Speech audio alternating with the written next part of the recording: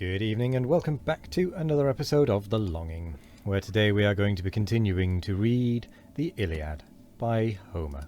So, let's get going. Where's now the imperious vaunt, the daring boast of Greece victorious and proud Ilion lost? To whom the king on Greece no blame be thrown? Arms are her trade, and war is all her own. Her hardy heroes from the well-fought plains, nor fear withholds, nor shameful sloth detains. 'Tis heaven, alas, and Jove's all-powerful doom, that far, far distant from our native home, wills us to fall inglorious, O my friend. Once foremost in the fight, still prone to lend, or arms or counsels now perform thy best, and what thou canst not singly urge the rest. Thus he, and thus the god whose force can make the solid globe's eternal basis shake. Ah, never may he see his native land, but feed the vultures on this hateful strand, who seeks ignobly in his ships to stay, nor dares to combat on this signal day. For this, behold, in horrid arms I shine, and urge thy soul to rival acts with mine. Together let us battle on the plain, two not the worst, nor even this succour vain. Not vain the weakest, if their force unite, but ours the bravest have confessed in fight. This said, he rushes where the combat burns, swift to his tent the Cretan king returns. From thence 2 javelins glittering in his hand, and clad in arms that lightened all the strand.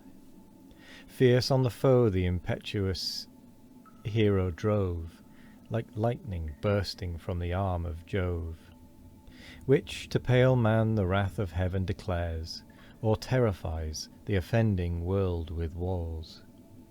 In streamy sparkles kindling all the skies, from pole to pole the trail of glory flies. Thus his bright armour o'er the dazzled throng gleamed dreadful as the monarch flashed along. Him near his tent Meriones attends, whom thus he questions, ever best of friends. O say, in every art of battle skilled, what holds thy courage from so brave a field? On some important message art thou bound, or bleeds my friend by some unhappy wound? Inglorious here my soul abhors to stay, and glows with prospects of the approaching day. O Prince, Meriones replies, whose care leads forth the embattled sons of Crete to war.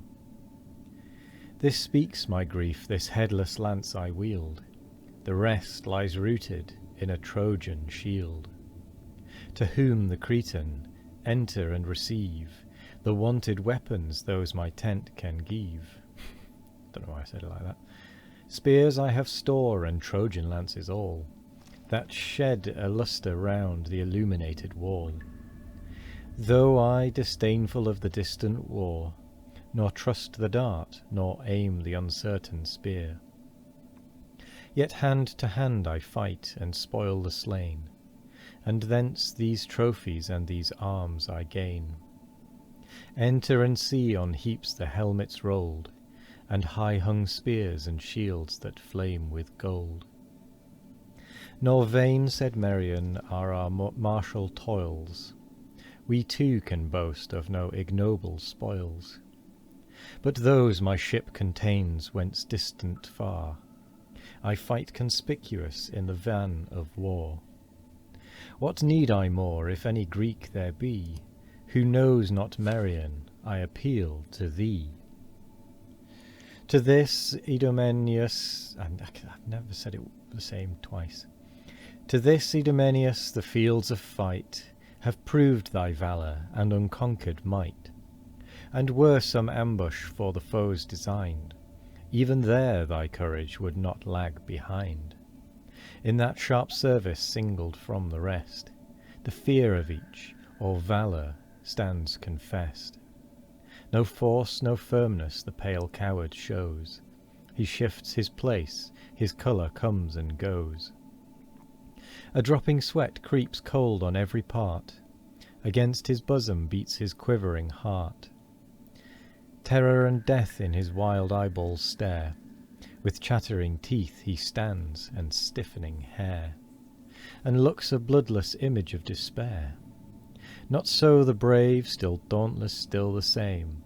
Unchanged his colour, and unmoved his frame. Composed his thought, determined in his eye, and fixed his soul to conquer or to die. If aught disturb the tenor of his breast, 'tis but the wish to strike before the rest. In such assays thy blameless worth is known, and every art of dangerous war thy own. By chance of fight, whatever wounds you bore, those wounds were glorious all, and all before. Such as may teach 'twas still thy brave delight to oppose thy bosom where thy foremost fight. But why, like infants cold to honour's charms, stand we to talk when glory calls to arms? Go, from my conquered spears the choicest take, and to their owners send them nobly back. Swift at the word bold Merion snatched a spear, and breathing slaughter followed to the war. So Mars armipotent invades the plain, the wide destroyer of the race of man. Terror, his best beloved son, attends his course, armed with stern boldness and enormous force. The pride of haughty warriors to confound, and lay the strength of tyrants on the ground. From Thrace they fly, called to the dire alarms of warring Phlegians and Epherian arms. Invoked by both, relentless they dispose, to these glad conquest murderous rout to those. So marched the leaders of the Cretan train, and their bright arms shot horror o'er the plain. Then first spake Merion, shall we join the right, or combat in the centre of the fight? Or to the left our wonted succour lend? Hazard and fame all parts alike attend. Not in the centre, Idomen replied. Our ablest chieftains the main battle guide. Each godlike Ajax makes that post his care, and gallant Teucer deals destruction there. Skilled or with shafts to gall the distant field, or bear close battle on the sounding shield. These can the rage of haughty Hector tame. Safe in their arms the navy fears no flame. Till Jove himself descends his bolts to shed, and hurl the blazing ruin at our head. Great must he be, of more than human birth, nor feed like mortals on the fruits of earth. Him neither rocks can crush nor steel can wound, whom Ajax fells not on the ensanguined ground. In standing fight he mates Achilles' force, excelled alone in swiftness in the course. Then to the left our ready arms apply, and live with glory or with glory die. He said, and Merion to the appointed place, fierce as the god of battles, urged his pace. Soon as the foe the shining chiefs beheld, rush like a fiery torrent o'er the field. Their force embodied in a tide they pour, the rising combat sounds along the shore, as warring winds in Sirius' sultry rain, from different quarters sweep the sandy plain. On every side the dusty whirlwinds rise, and the dry fields are lifted to the skies. Thus by despair, hope, rage together driven, met the black hosts, and meeting darkened heaven. All dreadful glared the iron face of war, bristled with upright spears that flashed afar. Dire was the gleam of breastplates, helms, and shields, and polished arms emblazoned the flaming fields.